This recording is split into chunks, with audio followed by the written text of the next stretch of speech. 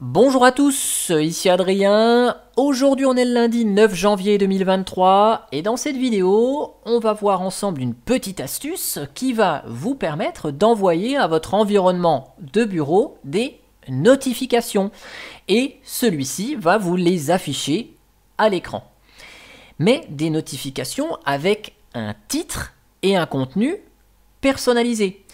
Ce qui fait que par exemple, si vous avez fait un petit script de sauvegarde de votre ordinateur, de vos documents, peu importe, ces tâches sont assez longues à effectuer. Plutôt que de regarder régulièrement la console si c'est terminé, vous pouvez envoyer une notification à l'écran lorsque tout le traitement est terminé par exemple.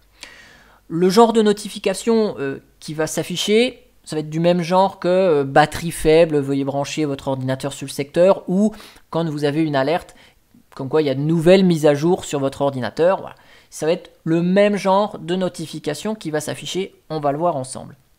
Alors évidemment, ce que je vais vous montrer ici va fonctionner quelle que soit la distribution Linux, Linux Mint, Ubuntu, Debian, Fedora, Manjaro, Arch Linux, OpenSUSE, ce que vous voulez, et va fonctionner quel que soit l'environnement de bureau, GNOME, KDE, XFCE, Cinnamon, Mate, puisque les environnements de bureau savent gérer ces notifications. Alors ici, on va le voir sur mon ordinateur qui est équipé de l'environnement de bureau GNOME. Donc pour ceux qui ne connaissent pas bien GNOME, les notifications s'affichent en haut au centre de l'écran lorsqu'elles arrivent. Et si elles ne sont pas acquittées, on va les retrouver dans le panneau de notification ici.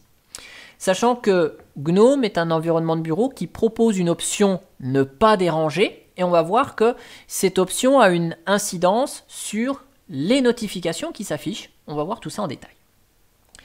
Donc pour afficher des notifications, on va utiliser l'outil qui s'appelle Notify Send. C'est cette commande qui va envoyer la notification à notre environnement de bureau. Notify Send va attendre du texte qu'on positionnera entre guillemets.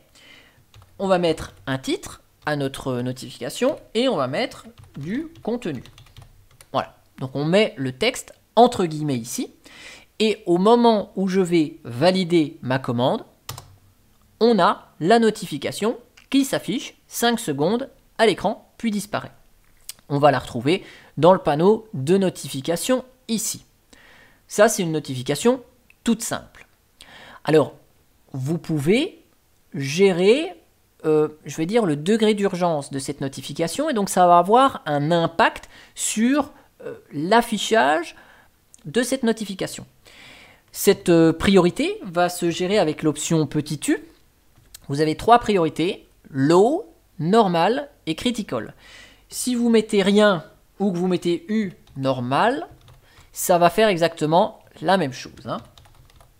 Donc là, ça fait la notif, elle s'affiche un certain temps, puis disparaît et vous l'avez dans ici la liste des notifications. Si j'utilise une notification dont l'urgence est très faible, low, donc là je vais afficher low, regardez, je valide, qu'est-ce qui se passe? Rien du tout. La notification ne vient pas s'afficher de manière intrusive sur l'écran, on a juste, dans le cas de GNOME, un petit point qui nous dit on a reçu une notification et c'est à nous d'aller la voir. Ici, elle s'affiche dans le panneau de notification. Et la troisième notification possible d'un point de vue urgence, c'est critical. Et donc là, cette notification, critical, voilà, au moment où je valide la commande, donc vous voyez le petit logo de notification s'affiche en rouge. La notification, elle reste tout le temps présente à l'écran et donc c'est à nous de cliquer dessus pour la valider et elle disparaît. Donc ça, c'est cette notion entre low, normal et critical, notion d'importance de notification. Sachez que pour les environnements de bureau qui disposent d'un mode ne pas déranger, dans tous les cas, même si le mode ne pas déranger est actif, les alertes critiques vont s'afficher. Ici, on a mon alerte critique. Par contre, une alerte low ou normale ne s'affiche pas du fait du mode ne pas déranger. Par contre, elle s'affiche bien dans le panneau de notification si on va les consulter manuellement. Donc ça, c'est les notions d'urgence des notifications. Après, bien sûr, il existe beaucoup d'autres options à cette commande Notify Send. Par exemple, vous avez l'option "petit i", ici, qui va vous permettre de mettre une icône personnalisée plutôt que d'avoir le petit i de notification. Donc là, vous allez chercher le chemin d'un icône particulier. Donc moi, je vais aller dans USR, Share. On va retrouver les icônes dans Icons. J'utilise Papyrus Dark. Et puis je vais aller chercher dans ce dossier-là, 2222 par exemple, une action. Et puis tout à l'heure, je disais que c'était un script de backup. Je crois qu'il y a un backup. Voilà, il y a une icône qui s'appelle backup. Donc là, je vais chercher le fichier image backup.svg. Voilà, et je lui dis que c'est cette icône-là à afficher dans ma notification. Et donc là, si je valide, j'ai bien ma notification, mais non plus avec le petit i de la notification, mais cette icône de backup qui sont deux flèches qui tournent sur elles-mêmes. Alors, évidemment, il existe bien d'autres options à la commande Notify Send. Vous faites un petit Notify Send tout seul, avec l'option Help évidemment. Et donc, vous avez ici plus d'informations. Là, je vous montre juste ces deux petites options.